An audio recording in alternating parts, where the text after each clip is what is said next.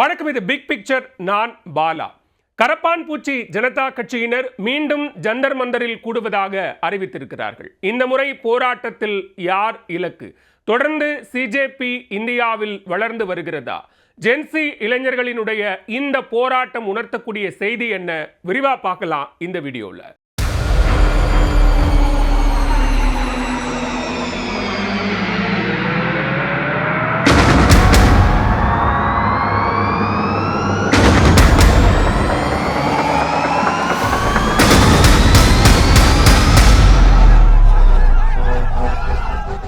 CJP கரப்பான் பூச்சி ஜனதா கட்சி உச்சநீதிமன்றத்தினுடைய தலைமை நீதிபதி ஒரு விமர்சனம் செய்ய, அந்த விமர்சனத்திலிருந்து உருவானதுதான் இந்த பெயர் கரப்பான் பூச்சி ஜனதா கட்சி. அபிஜித் தீப்கே, அமெரிக்காவில் இருந்த அபிஜித் தீப்கே இணையதளம் மூலமாக உருவாக்கின ஒரு அமைப்பு இன்னைக்கு மிகப்பெரிய ஒரு மாணவர் படையா, ஜென்சி புரட்சி படையா மாறி நிற்குது. சமீபத்தில் சிஜேபி நடத்தின பல போராட்டங்கள், அதற்கு பல்வேறு மாணவர் அமைப்புகள் ஒன்று திரண்டு கொடுத்த ஆதரவு அப்படின்னு நாளுக்கு நாள் அவர்களுக்கான வலிமை என்பது கூடிக்கொண்டே போகிறது. மிக குறிப்பாக இன்ஸ்டாகிராம் மாதிரியான சமூக ஊடகங்களில் தான் அவங்க அந்த இளைஞர்களை ஒருங்கிணைக்கக்கூடிய பணிகளை செய்து வருகிறார்கள். அந்த வகையில் தற்போது கிட்டத்தட்ட 2,58,00,000 மாணவர்கள் இன்ஸ்டாகிராமில் சிஜேபியினுடைய அதிகாரப்பூர்வ பக்கத்தை பின்தொடரக்கூடியவர்களாக இருக்கிறாங்க. அது மட்டும் இல்லாமல் தமிழ்நாடு, கேரளா, ஆந்திரா, மகாராஷ்டிரா, குஜராத் அப்படின்னு எல்லா மாநிலங்களிலும் சிஜேபியினுடைய கிளைகள் மாதிரியான ஒரு அமைப்பை உருவாக்கி அங்கும் மாணவர்களை ஒருங்கிணைக்கக்கூடிய பணிகளை தொடர்ந்து செஞ்சுக்கிட்டு இருக்காங்க. சிஜேபி முதலாவதாக நீட் வினாத்தாள் கசிவு தொடர்பாக டெல்லி ஜந்தர் மந்தரில் ஒன்று கூடி மிகப்பெரிய ஒரு போராட்டத்தை நடத்தினார்கள். அது ஒரு முதற்கட்டமாக நடத்தின போராட்டம். அந்த போராட்டம் நடக்கும்போது தான் அபிஜித் தீப்கே, சிஜேபியினுடைய நிறுவனர், அமெரிக்காவிலிருந்து வந்து நேரடியாக அந்த போராட்டத்தில் பங்கெடுத்தார். அதற்கு பிறகாக நாடாளுமன்றத்தினுடைய மழைக்கால கூட்டத்தொடர் தொடங்குவதற்கு முன்னதாக டெல்லி ஜந்தர் மந்தரில் நடத்தின போராட்டம், அந்த போராட்டத்தில் சோனம் வாங்சுக் பங்கெடுத்தது. அதே நேரத்தில் கூட்டத்தொடர் தொடங்குவதற்கு ஒரு சில தினங்களுக்கு முன்னதாக காங்கிரஸ் போன்ற கட்சிகள் அந்த போராட்டத்தில் பங்கெடுத்தது அப்படிங்கிறது அந்த போராட்டத்திற்கு மேலும் வலு சேர்த்த ஒன்றா மாறியது. எனவே அந்த போராட்டம் நாடு முழுக்க மிகப்பெரிய ஒரு பேசுபொருளாக மாறியது. நாடாளுமன்றத்தினுடைய மழைக்கால கூட்டத்தொடரை ஒரு வாரம், முதல் வாரம் முழுக்கவே ஸ்தம்பிக்கக்கூடிய வைக்க அளவுக்கான ஒரு போராட்டமாக சிஜேபியினுடைய அந்த போராட்டம் மாறியது. அதில் அவர்கள் பிரதானமாக முன்வைத்த கோரிக்கை என்பது கல்வி அமைச்சராக இருந்த தர்மேந்திர பிரதான் பதவி விலகணும் அப்படிங்கிறது தான் அவர்களுடைய கோரிக்கை. எனவே அந்த போராட்டத்துக்கு வெற்றி கிடைக்கக்கூடிய வகையில் மத்திய கல்வி அமைச்சராக இருந்த தர்மேந்திர பிரதான் பதவி விலகினார். அந்த நேரத்தில் அமைச்சர்கள் அந்த சிஜேபியினுடைய போராட்ட குழுவோடு பல்வேறு கட்ட பேச்சுவார்த்தைகளை நடத்தினாங்க. அதில் மாணவர்கள் அமைப்பிலிருந்து முன்வைக்கப்பட்ட பல கோரிக்கைகள் என்பது இருந்தது.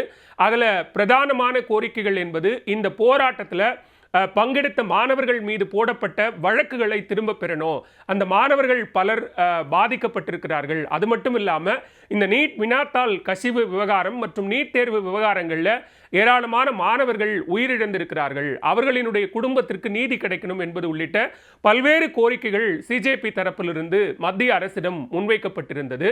அதில் தொடர்ந்து அந்த வழக்குகள் என்பது இன்றைக்கும் உச்சநீதிமன்றத்தில் நடந்துகிட்டு இருக்கிறத நம்ம பார்க்குறோம். ஸோ இந்த மாதிரியான சூழலில் மத்திய அமைச்சராக இருந்த தர்மேந்திர பிரதான் பதவி விலகினார். அதே நேரத்தில் வினாத்தாள் கசிவை தடுக்கக்கூடிய வகையிலான ஒரு மசோதா என்பது நாடாளுமன்றத்தில் மழைக்கால கூட்டத்தொடரில் நிறைவேற்றப்பட்டது. ஆனால் மத்திய அரசு எங்களுக்கு நிறைவேற்றி தருவதாக சொன்ன பல வாக்குறுதிகள் இன்னும் நிறைவேற்றி தரப்படவில்லை.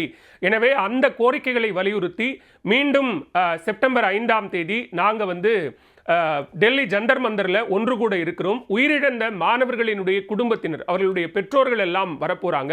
போராட்டத்தால் பாதிக்கப்பட்ட மாணவர்கள் வரப்போறாங்க. எனவே அவர்கள் எல்லாம் ஒன்று கூடி பல லட்சம் மாணவர்கள் ஒன்றிணைந்து ஒரு பேரணியை நாங்கள் மீண்டும் நடத்த இருக்கிறோங்கிற அறிவிப்பை அபிஜித் தீப்கே வெளியிட்டிருக்கிறார்.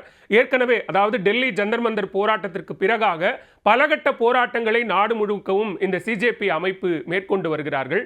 ஜார்க்கண்ட் மாநிலத்தில் அவர்கள் முன்னெடுத்த போராட்டம், டெல்லியில் எப்படி மத்திய கல்வி அமைச்சர் பதவி விலகணும் அப்படிங்கிற அந்த ஒரு போராட்டத்தை முன்னெடுத்தாங்களோ அந்த மாதிரி ஜார்க்கண்ட் மாநிலத்தில் மாநில அரசு நடத்தக்கூடிய அரசு பணியாளர் தேர்வாணையத்தினுடைய தேர்வில் பல முறைகேடுகள் நடைபெற்று கொண்டிருக்கிறது. எனவே அது தொடர்பாக முதலமைச்சர் ஹேமந்த் சோரன் பதவி விலகணும் அப்படின்னும் அங்கே இருக்கக்கூடிய HR மினிஸ்டர் பதவி விலகணும் அப்படிங்கிற கோரிக்கைகள் எல்லாம் முன் வச்சு அந்த போராட்டம் மிகப்பெரிய அளவில் தீவிரமடைஞ்சது. அதன் காரணமாக மாநிலத்தில் பல நாட்கள் இயல்பு வாழ்க்கை முடங்கக்கூடிய அளவுக்கு அந்த மாணவர்களினுடைய போராட்டம் என்பது வேகம் எடுத்தது. எனவே மாணவர்களினுடைய போராட்டத்திற்கு சிஜேபி உள்ளிட்ட பல்வேறு மாணவர் அமைப்புகளினுடைய போராட்டத்திற்கு செவிசாய்க்கக்கூடிய வகையில் முதலமைச்சர் ஹேமந்த் சோரன் அந்த தேர்வுகளை ஒட்டுமொத்தமாக ரத்து செய்து உத்தரவிட்டார். அது மட்டும் இல்லாமல் 2014 சமீப ஆண்டு வரைக்குமாக நடைபெற்றிருக்கக்கூடிய அரசு பணியாளர் தேர்வாணையத்தின் மூலமாக நடைபெற்றிருக்கக்கூடிய அந்த முறைகேடுகளை எல்லாம்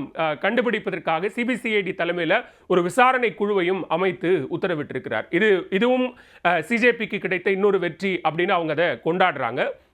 ஸோ அதற்கு பிறகாக இந்தியா முழுக்கவும் நம்ம ஏற்கனவே சொன்னோம் இல்லையா, ஒவ்வொரு மாநிலங்களிலும் அவர்களினுடைய அந்த கிளைகளை பரப்பிக்கிட்டே வராங்க. ஸோ அரசு பள்ளிகளினுடைய தரம் என்பது சரியானதாக இல்லை, பள்ளிகளினுடைய வளாகம் சுகாதாரமானதாக இல்லை, கட்டடங்கள் தரமானதாக இல்லை அப்படிங்கிற கோரிக்கையை முன்வச்சு அதற்கான அந்த பள்ளிகளின் தரத்தை மேம்படுத்தணுங்கிற கோரிக்கையை முன்வச்சு தொடர்ந்து பல்வேறு மாநிலங்களில் சிஜேபி அமைப்பினர் போராட்டங்களை நடத்தி வராங்க. ஈவன் தமிழ்நாட்டில் நடைபெற்ற பல்வேறு போராட்டங்களிலும் கூட சிஜேபி அமைப்பை சார்ந்தவர்கள் பங்கெடுத்ததை நம்ம பார்த்தோம்.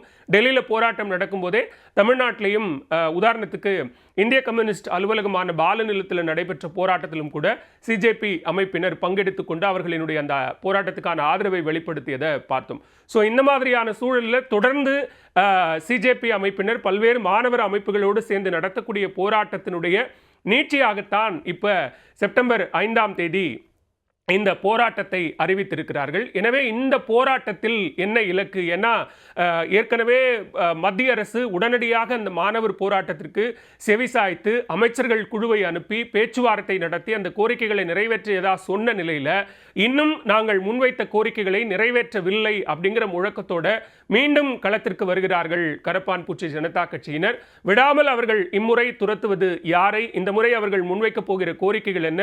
இந்த போராட்டத்தை மத்திய அரசு எப்படியாக எதிர்கொள்ளப் போகிறது? ஏன்னா கடந்த முறையே காவல்துறை ரொம்ப கடுமையா மாணவர்களை தாக்கியதா சொல்லப்பட்டது. நம்ம ஏற்கனவே சொன்ன மாதிரி ஜார்க்கண்டில் நடந்த போராட்டத்தில் கிட்டத்தட்ட 900 மாணவர்கள் மீது வழக்கு பதிவு செய்யப்பட்டிருக்கிறது. எனவே இந்த முறை மீண்டும் டெல்லியில் போராட்டம் நடந்தால் எதிர்க்கட்சி தலைவர் ராகுல் காந்தி டெல்லியில் நடந்த போராட்டத்தில் பெல்லட் குண்டுகள்லாம் மாணவர்கள் மீது பயன்படுத்தப்பட்டது அப்படிங்கிற கடுமையான குற்றச்சாட்டை முன்வைத்திருந்தார்.